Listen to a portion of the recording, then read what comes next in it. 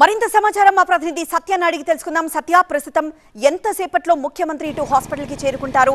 ఘటనా స్థలం దగ్గర ఆయన ఎంతసేపు అక్కడున్న ప్రత్యక్ష సాక్షులు కానీ అక్కడున్న కుటుంబ సభ్యులతో కానీ మాట్లాడారు? ఘటనా స్థలానికి చేరుకున్నారు. వేటలపాలెం ఘటనా స్థలంలో అక్కడ ఉన్నటువంటి మొత్తం అంటే జరిగినటువంటి బాణసంచా పేలుడు జరిగినటువంటి ఆ తీరునంతా కూడా పరిశీలించారు.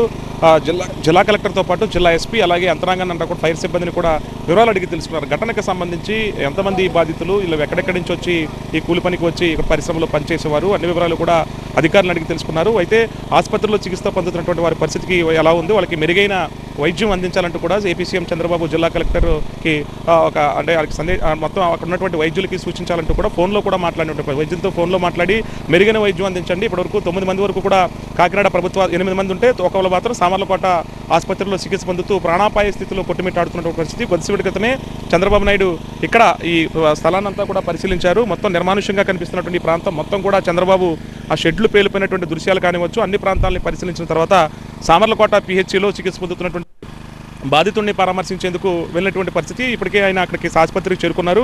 ప్రస్తుతం ఈ ఘటనకు సంబంధించిన సహాయక చర్యల గురించి చంద్రబాబు అధికారులను కూడా వివరాలు అడిగి తెలుసుకుని ఇక్కడ ప్రజాప్రతినిధులు కానివచ్చు, స్థానిక నేతలు అలాగే ఇక్కడ ఉన్న అధికారులంతా కూడా సీఎం చంద్రబాబుకు ఈ బాణసంచా తయారీ పరిశ్రమ మొత్తం అంతా కూడా ఆరా తీసిన నేపథ్యంలో అన్ని కూడా వివరించినటువంటి పరిస్థితి. మొత్తం ఇప్పుడు కనిపిస్తున్నటువంటి ప్రాంతం అంతా కూడా ఇప్పుడు సర్వే చేపడుతున్నారు. ఏ రకంగా జరిగింది కూడా రాబోతుంది. ఒక నివేదిక ఏపీ సీఎం చంద్రబాబుకి అవకాశం కూడా కనిపిస్తుంది. అయితే ఇదే బాణసంచా కేంద్రంలో 3 సంవత్సరాల క్రితం కూడా ప్రమాదం జరిగి 7-8 మంది వరకు కూడా మృత్యువాత పడినట్లుగా అయితే స్థానికులు చెబుతూ ఉన్నారు. అయితే ఇక్కడ గతంలో ప్రమాదం జరిగినప్పటికీ కూడా ఎందుకు చర్యలు తీసుకోలేకపోయారు? ఇప్పుడు ఇంత పెద్ద మొత్తంలో బాణసంచాకు సంబంధించినటువంటి సింగారమ్మ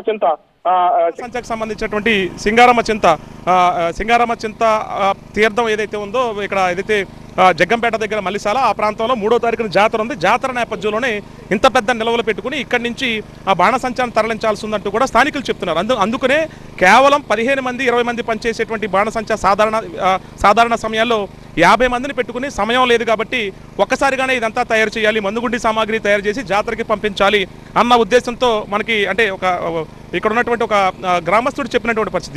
దీని మీద కూడా అధికారులు విచారణ చేపడుతున్నారు. ఎందుకంటే ఈ బాణసంచా కేంద్రానికి సంబంధించినటువంటి యజమానితో పాటు యజమాని కొడుకు కూడా మృతి చెందాడు.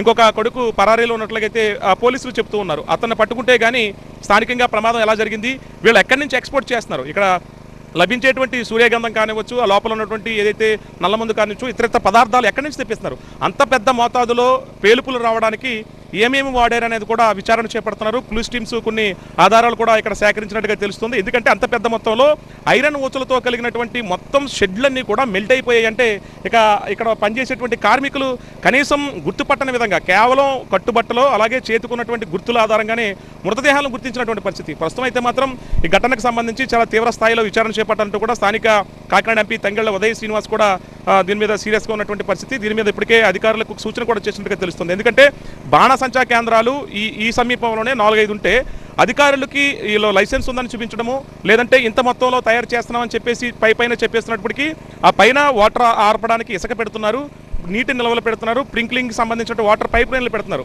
కానీ అవి పనిచేస్తున్నాయా లేదా అనేది మాత్రం అధికారులు చూస్తున్నారా లేదని తెలియాల్సి ఉంది. ప్రస్తుతం అయితే మాత్రం దీని మీద ఏపీ సీఎం చంద్రబాబు కాసేపట్లో మృతుల కుటుంబాలకు ఎక్స్గ్రేషియా కూడా ప్రకటించే అవకాశం కూడా ఉంది. పర్యటన ముగించుకుని మళ్ళీ నేరుగా కాకినాడ అంటే రాజమండ్రి విమానాశ్రయం నుండి ఇక్కడ చేరుకున్నటువంటి కాకినాడ జీజేహెచ్ తర్వాత ఆయన మళ్ళీ వెళ్ళిపోయే అవకాశం కనిపిస్తుంది. ఇక్కడ విజయనగరం పర్యటన ముగించుకుంటూ వచ్చిన తర్వాత వివరాలన్నీ అడిగి తెలుసుకున్నారు. ఇక్కడ పర్మిషన్ సంబంధించి ఏమేమి కావాలి అంటే ఇక్కడ బాణసంచా కేంద్రం నిర్వహించాలంటే వాళ్ళకి పర్మిషన్ ఎంతవరకు ఉంటుంది, ఎంతమందికి కార్మికులకు సంబంధించినట్టు పని చేయాల్సి ఉంటుంది, ఆ వివరాలు కూడా షణ్మోహన్ జిల్లా కలెక్టర్ని అడిగి తెలుసుకున్నారు. జిల్లా ఎస్పీతో పాటు ఫైర్ సిబ్బందిని ఇక్కడ సంబంధించినటువంటి నివేదిక ఒకటి ఇవ్వాలంటే, ఎందుకంటే ప్రమాదం ఈ స్థాయిలో జరిగిందంటే ఎందుకు జరిగింది అంటే వీళ్ళు వాడేటువంటి మందుగుండి సామాగ్రికి సంబంధించి ఇతర రాష్ట్రాల నుంచి వస్తాయి కాబట్టి. ఇందాక మీడియాతో మాట్లాడుతూ బీజేపీ రాష్ట్ర అధ్యక్షుడు మాధవ్ కూడా ఒక హార్డ్ కామెంట్స్ చేశారు. ఉగ్రవాదుల కుట్ర కూడా ఉండేటువంటి పరిస్థితులు ఉంటాయి. ఎందుకంటే ఇలా మందుగుండి సామాగ్రి ఇతర రాష్ట్రాల నుంచి దిగుమతి చేసుకుంటారు.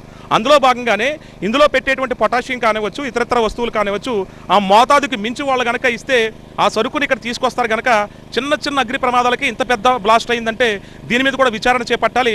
ఈ వెనక ఎక్కడి నుంచి ఇదంతా ఎగుమతి చేసుకుంటున్నారు, ఎక్కడి నుంచి దిగుమతి చేసుకుంటున్నారు, దీని వెనక వ్యాపారస్తులు ఎవరున్నారు, వీళ్ళకి ఎవరైతే ఈ ముడి సరుకంతా సప్లై చేస్తారో వారి మీద కూడా ఫోకస్ పెట్టాల్సినటువంటి అవసరం ఉందంటూ కూడా రాష్ట్ర బీజేపీ అధ్యక్షుడు ఇందాక మాధవ్ కూడా మాట్లాడిన నేపథ్యంలో దాని మీద కూడా పోలీసులు ఆరా తీస్తున్నారు. అంటే ఇక్కడ ఉన్నటువంటి కేవలం లోకల్గా ఉన్నటువంటి బాణసంచా కేంద్రాల్లో ఉన్నటువంటి వాళ్ళు కేవలం నల్లమందుతో పాటు సూర్యగంధం అనేటువంటి ఒక వస్తువు ఉంటుంది. ఆ రెండు మాత్రమే తయారు చేసుకోగలరు ఓన్గా. ఏదంటే మతాబులు కానివచ్చు, లేదంటే ఏదైతే చిన్న చిన్న తారాజువులు కానివచ్చు, ఇలాంటి వస్తువులకు మాత్రమే రెగ్యులర్గా మాన్యువల్గా తయారు చేసుకునే అవకాశం ఉంటుంది. కానీ పెద్ద పెద్ద వస్తువులు ఆకాశంలోకి తారల్లో వచ్చేటువంటి జువ్వలు కానివచ్చు, ఇలాంటి పెద్ద వస్తువులకు మాత్రం ఎగుమతి చేసుకుంటారు ఇతర రాష్ట్రాల నుంచి. అది ఎక్కడి నుంచి వస్తుంది, దాంట్లో మోతాదుకి మించి పొటాషియం కానివచ్చు, వీళ్ళు పెట్టేటువంటి మందుగుండి సామాగ్రిలో అవన్నీ కూడా ఎంక్వైరీ చేస్తున్నారు.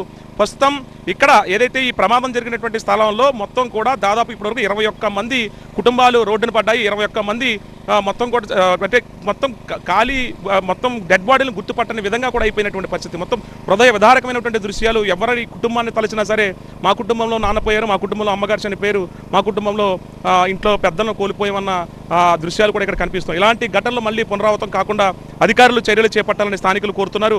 యాజమాన్యాలు వాళ్ళకి రోజు కూలీ 1500 నుంచి 2000 ఇచ్చినప్పటికీ ఉదయం 6 గంటలకు రప్పించుకుని మధ్యాహ్నం భోజనం పెట్టి కొంతమందికి సాయంత్రం 8-9 వరకు పని చేసుకుంటున్నాయి. వెట్టి చాకరీ చేయించి చివరికి ప్రాణాలు పోగొట్టి విగత జీవులను చేతిలో పెడుతున్నారనేది స్థానికుల డిమాండ్.